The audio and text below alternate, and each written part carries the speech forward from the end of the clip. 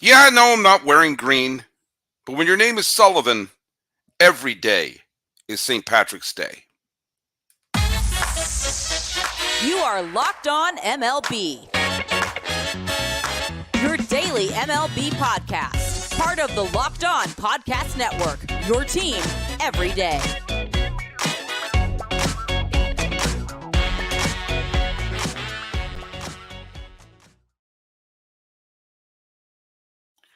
Hello, baseball fans. Welcome to Locked On MLB, part of the Locked On Podcast Network, where it's your team every day. This is the daily podcast. We talk about all of Major League Baseball. I am your host, Paul Francis Sullivan.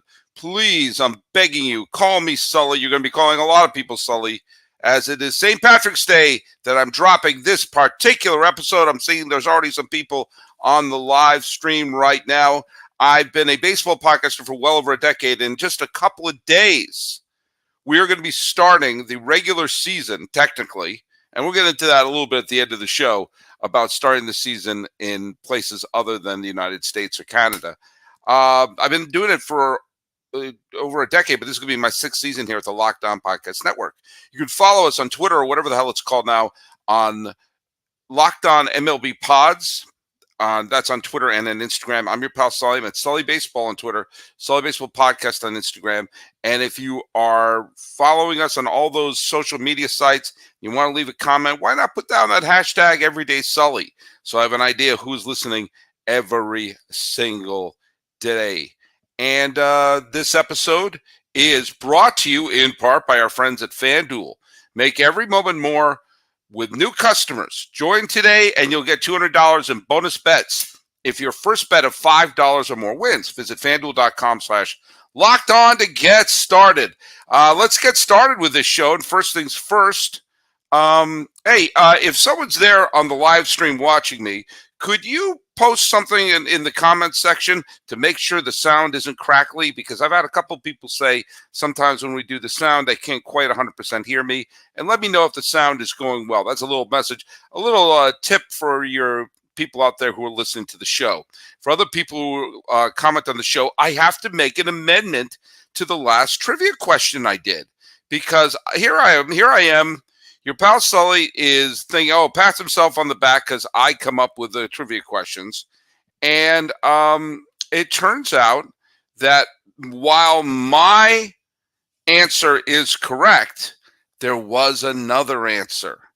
And this comes about when my question was about expansion teams. Which expansion team had two future Hall of Famers in the opening day lineup of their first game? Normally, when you have an expansion team, they're picking up the dregs, they're picking up spare parts, or minor leaguers who weren't quite ready. But apparently two teams. I thought one team had two future Hall of Famers in the starting lineup of their first ever game. Now, Jared729 gave the answer that I thought of, which was the Tampa Bay Devil Rays in 1998 played their first ever game, and it was Fred McGriff and Wade Boggs were in the starting lineup. Not too shabby for a team that is, that is not supposed to be contending. But stop the presses. I got a couple of other people wrote to me who pointed something out, or at least they gave their answer, and I thought, nope. And then I realized I did a little homework myself, and it turns out that I was wrong. By the way, Roger Molina said the first team I thought of was the 1962 Mets. I had to do a little research to confirm that, and found they had Gil Hodges at first and Richie Ashburn at center field. And the truth be told, I was looking at their opening day their opening game, the home opener, easy for you to say, when they played their first home game. And I realized the first game they actually played was a road game there where they started Gil Hodges and Richie Ashburn. Gil Hodges wasn't in the opening lineup of the home opener. And so I sat back and I realized, well, you're both right. So apparently there have been two teams that on their first ever game had two future Hall of Famers in their lineup. Now, the 1962 Mets, who had Gil Hodges and Richie Ashburn, who were both on the sunsets of their career, became the worst team in the history of baseball. The Devil Rays weren't that far behind. Now, of course, there's a certain lovable quality to those Mets teams who actually had tremendous attendance despite being the worst team in baseball. And for the first few years, playing right across the river from the New York Yankees, who won the World Series in their first series in the Mets' first year of 1962. And the Devil Rays, they may not quite have been as lovable, but the movie The Rookie was focused around the 1999 Tampa Bay Devil Rays, where Dennis Quaid's character, a high school gym teacher and a high school baseball coach and a math teacher, wound up making the major league roster. The Rookie is a fantastic movie. It's a fantastic movie, and if you don't cry during the Rookie, then that should be the test they use in Blade Runner to see whether or not you're a replicant or not, because no human being could watch the ending of that film and not burst into tears. And so, and in that, I remember in that film, when he went into the locker room for the first time, you see Fred McGriff and Wade Boggs and Jose Canseco's jerseys hanging. So there you go. So it turns out my carefully researched trivia question was wrong. By the way, I do have some good news from John Lavelle, who says, sounds good to me. Good to hear that. I've been looking at the churches all around town because I understand it's black smoke if Blake Snell signs and white smoke if he doesn't sign. Is that the code we have right now? As we're getting here, it's St. Patrick's Day. Dylan Cease was just acquired from Chicago by San Diego and didn't get on a plane to Seoul because they're playing games that are going to count in the regular season in just a couple of days. And I'm reading articles saying like, well, the Astros are ramping up their talks with Blake Snell. Well, take your time. It is now, we're closer to March 20th than we are to March 10th. We are less than a month away from filing our freaking taxes. You may want to sign a picture here. And I had a lot of people writing to me regarding the final episode I did, the one I did the other day about the Boris clients. I do think some of that's overrated. I think teams want to put the best product in the field and not break the bank. I do think a lot of it has to do with they don't want to have egg on their face. They would rather avoid embarrassment than then put together a team that wins with tons of risks. But from what it looks like right now, Blake Snell, according to the rumors, is willing to sign a $66 million contract with Houston for 2 years. Now, $66 million tomatoes is a lot of money. Is it? I don't care where. I mean, I'm a public school teacher. Okay, that's at least 10 times the amount I make a year. I obviously am not a public school math teacher. However, there is an astonishing level of affordability about that. All these teams that have massive problems with their pitching staffs, all these teams have huge holes with visions of winning a World Series dancing in their head. The Yankees have to go all in. They have to go all in because might be their only season with Juan Soto. And then you take a look at there's the defending World Series champion Rangers. The San Francisco Giants have been in the playoffs a grand total of one time since losing to the Cubs in 2016. Only one time since Bruce Bochy has scrammed. And they've won, and that one they lost to the Dodgers, and they had that one great fluke year in 2021. But I know a lot of Giant fans. I'm related to some Giant fans.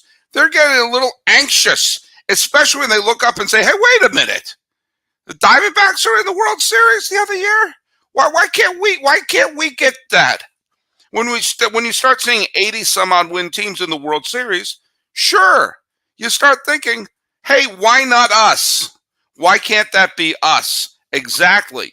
And if you say, hey, we got this manager who managed him to a Cy Young season, sign him. Here's why this new revelation is so gigantic for me. Yeah, it's not exactly. He was hoping for a 10-year contract worth the entire gross national product of Brazil. It's not going to happen now. I want to at least walk away with 66 million tomatoes and a chance to be a free agent in a couple of years. It's the 2 years.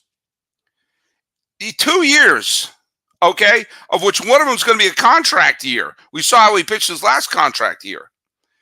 A 2-year deal is not a gigantic risk for any amount of money. You have to pay the luxury tax. Then pay it. The thing everyone keeps talking about is you don't want to be saddled with a contract for 5, 6, 7 years from now. You'll be waiting. No. If he comes in this year and he stinks or he gets hurt, which is more likely, you then only have to worry about the contract for 1 more year. So come on, all you teams. If this is the answer, at this point, there's no excuse for him to not sign with Houston. Houston is the perfect place for him because they're already good. You know they're already going to be contenders, and you know they want to win another World Series. They want to put a giant middle finger in the face of everyone. Not that excuses 2017 and, yes, 2019, but to say, hey, look at all the titles we won this decade. How you like us now? Put Snell in there and stonk. You've got it. So I can't. If he is not signed by the end of today, do you know what? I'm for no other reason. I'm tired of talking about him not being signed. So let's get on it, folks. 2 years, even for a ton of money, it's not that bad. Let's talk a little bit about our friends from FanDuel. This is a big time to be a FanDuel subscriber. Do you know why? It's March, and March is mad. But don't get mad. If you're going to FanDuel, it's America's #1 sports book, and that's where you win. And guess what? Whether you're betting on a big upset or a #1 seed going all the way, it's time to go dancing with FanDuel. Right now, new customers get $200 in bonus bets if your first $5 bet wins. That's $200 to use on point spreads, money lines, all that stuff. You could even pick who's going to win it all. Just visit FanDuel.com/lockedon and bet on the college hoops till when? Till they cut down the nets.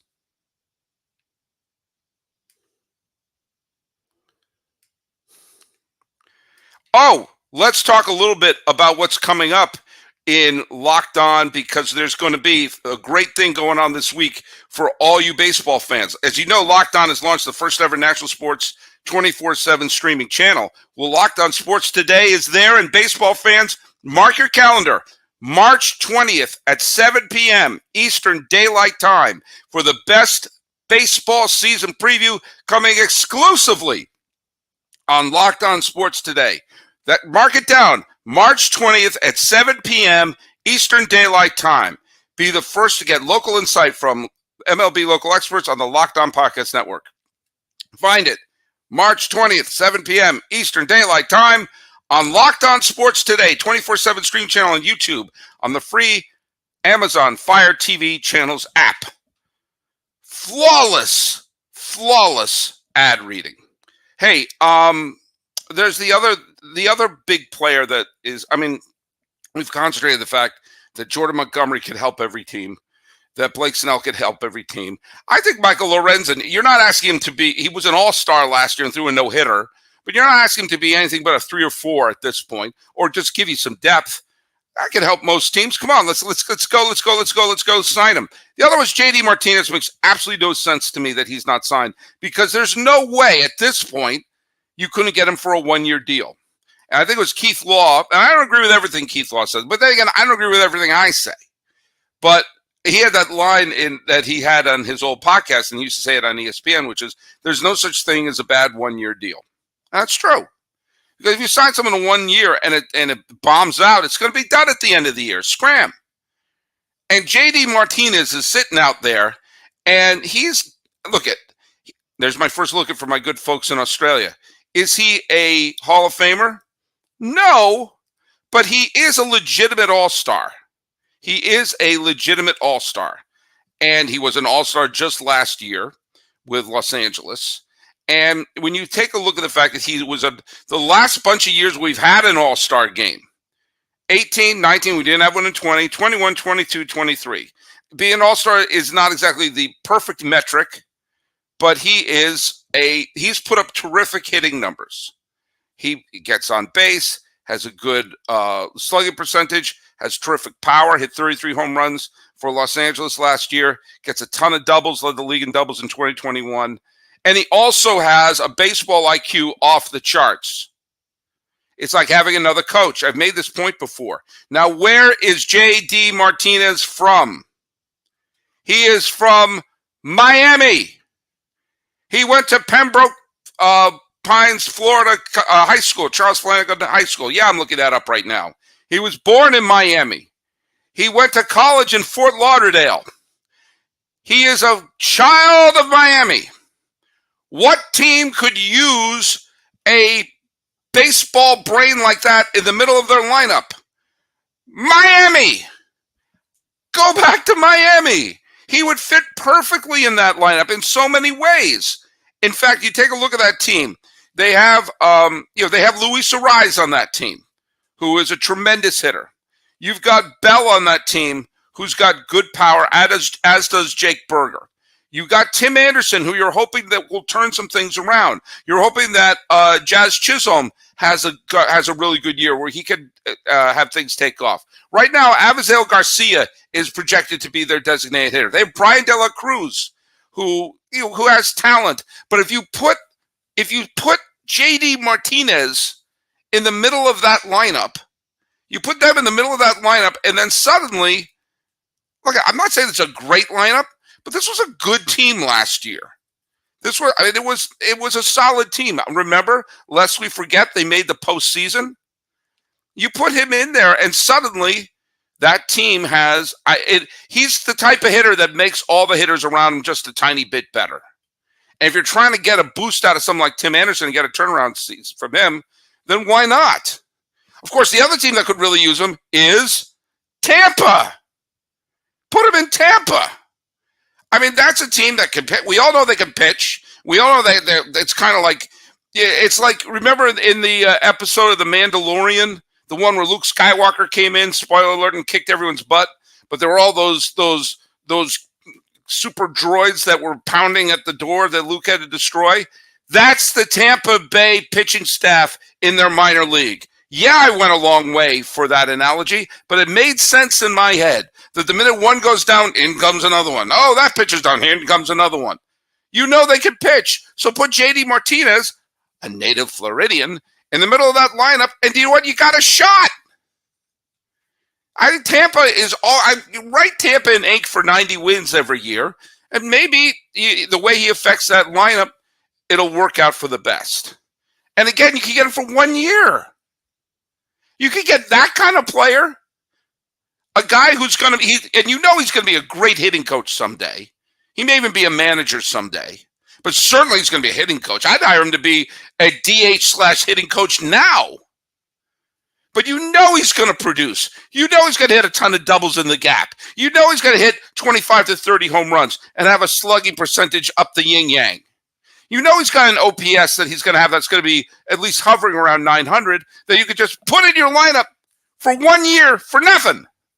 And he gets to be a millionaire in Florida. And you know what? There are worse places to be a millionaire. So let's get on it, Florida. What are we waiting for? It's not long-term deals anymore.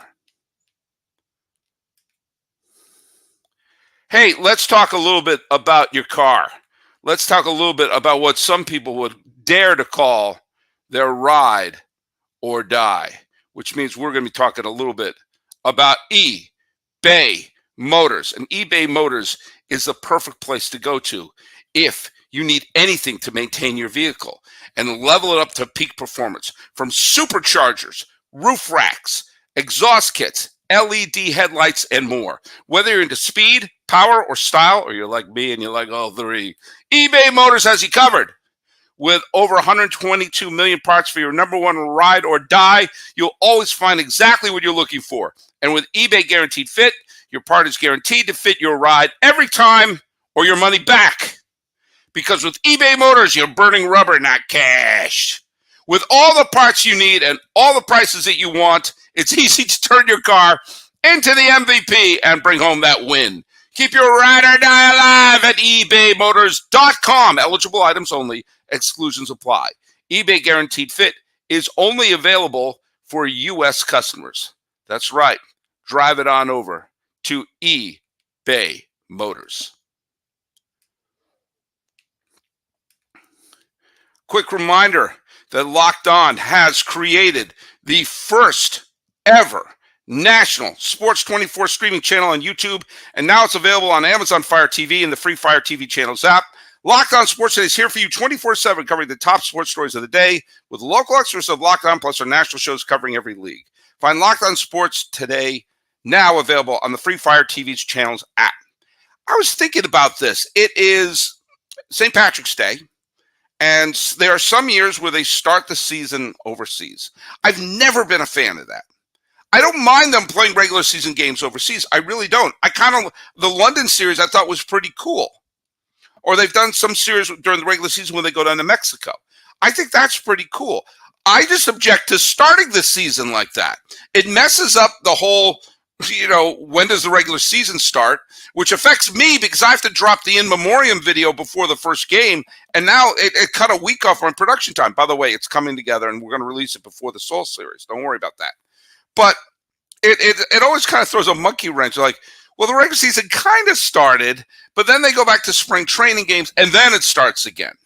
That's why I like the idea of starting the season with the All-Star game. That way you have an event, a baseball event celebrating baseball, and maybe at the mid-season point, then you go to, maybe that's what you do. I just thought of this. Maybe at the mid-season point, almost everyone gets a break, but two teams wind up going to a vacation. Go to Seoul or go to Tokyo or go to London or wherever. But if you're going to do it where you start it kind of in the middle of March, how about this? It's St. Patrick's Day. Have a game in Dublin. Why not? Why not? They go crazy for sports in Ireland. Ireland is a great is a fantastic sports city. It is. And there are a lot of expats in Ireland, of course, and why not? You could have a St. Patrick's Day game in Dublin, Ireland. Tell me, if you're gonna do this, and I'm not the biggest fan of it, but you have you have Aviva Stadium, you got some of these other stadiums that what's the biggest stadium in Dublin? Croke Park. There you go. Croke Park seats like 80,000 people there.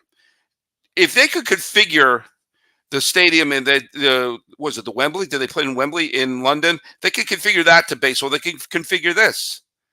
And there's enough people in Ireland who have some connection to America and vice versa. And it would be a great vacation. You got Americans could come over there. And it fits right in. You have St. Patrick's Day. And you have it between like the Red Sox and the Cubs. There's a huge Irish population in Boston, a huge Irish population in Chicago. Or maybe have it be, Red Sox, Yankees like they did in London. Or maybe you have it be, obviously it's a giant Irish population in Philadelphia and also in New York. You have the Mets and you could play the White Sox. Well, there's a lot of us Irish people everywhere. We're everywhere. We're tough to shake. And then off they go. You have a big game in Dublin. Why not? Again, I'm not a fan of starting the season with these games. But if we're going to do one in the middle of March, heck, let's meet them together. Let's meet them together. And while we're at it, maybe that will spark some of the love and the excitement of baseball in Ireland. There is an Irish national team. There is. There are Irish leagues that play. Are they as great as like some of the Caribbean leagues or the Mexican leagues or the Japanese league or the Korean leagues? Not yet. But let's build that up. Build up. If we're going to have these series, have us be the Johnny Appleseed and plant some of these, the love of the game, and hopefully build up some of the excitement to have great players from that country make it to Major League Baseball. And I've said this before, the Red Sox should be putting tons of money into Irish academies. In the 1980s, the Los Angeles Dodgers and the Toronto Blue Jays invested big time in academies in the Dominican Republic. The result was a huge influx of Dominican players coming into those two teams specifically. Other teams saw, oh my God, this is a tremendous pipeline and great players are coming into the Dodgers and the Blue Jays, and other teams followed suit. Well, imagine if you do that in Ireland. And the Red Sox should be the one doing it. Because if you had an Irish-born player, and we haven't had an Irish-born player since Joe Cleary way back in the 1930s. I'm not talking about someone of Irish descent. We've had the Sean Doolittles and all the other ones out there. But I'm talking about a dude from Ireland showing up, born in County Cork or something like that, coming to play in the Red Sox.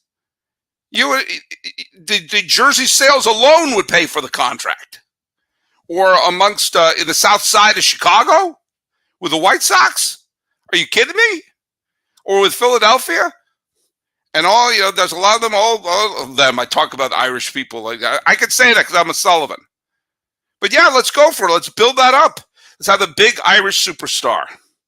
And have the big St. Patrick's Day game in Ireland, in Dublin.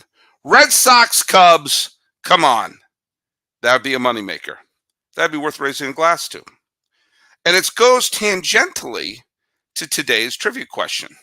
Are you ready for today's trivia question? And I've done my homework on this one, so I don't think I've messed this one up. Alessandro Alidi. Alessandro Alidi was a third baseman for the Seattle Mariners in 2012 and 2013. What is his claim to fame in Major League Baseball as of right now? Write down your answer of the significance of Alessandro Alidi in the comments here. And like I said, Locked On MLB Pods on Twitter and Instagram. I'm your pal Sully at Sully Baseball on Twitter, Sully Baseball Podcast on Instagram. Let's sign Snell. Let's sign Montgomery. Let's sign Martinez. And let's raise a pint tonight. Don't go to the bars. It's amateur hour tonight in the bars. This has been Locked On MLB for St. Patrick's Day 2024. I am your host, Paul Francis Sullivan. Please call me Sully.